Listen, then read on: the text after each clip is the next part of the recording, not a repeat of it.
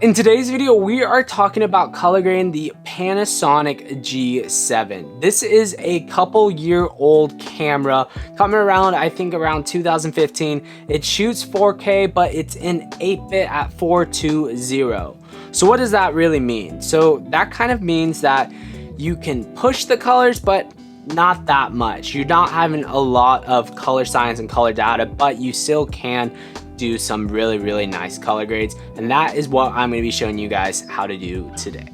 Let's jump into that. So when color grading 8-bit footage, this is kind of what I do. So starting off right off the bat is I obviously bringing all my clips into the timeline.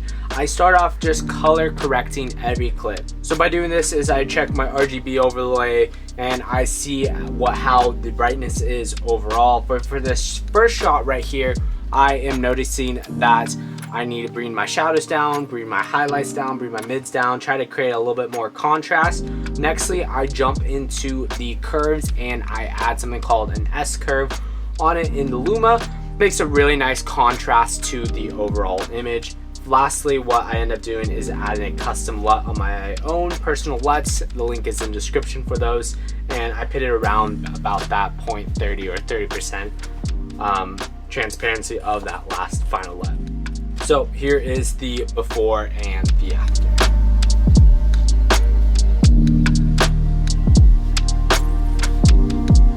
So in this clip right here, I actually ended up color grading this in two different ways.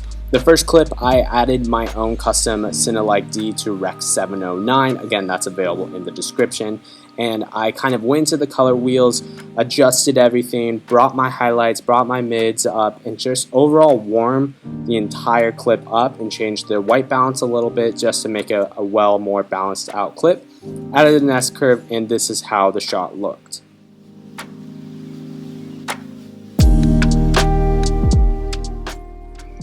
Now for that second clip, I started completely from scratch, going into the color wheels, color correcting everything, adding an S curve, adding a little bit of saturation, and again, just warming and kind of color correcting over the overall image.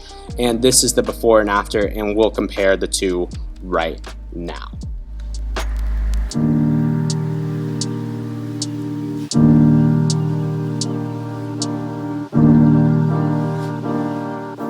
Got a couple tips and tricks on how you can color grade the Panasonic G7 footage. If you did enjoy, definitely consider subscribing. And if you want to check out a video talking about all the best video settings in the Panasonic G7, check that video out right there. And until next week, guys, peace.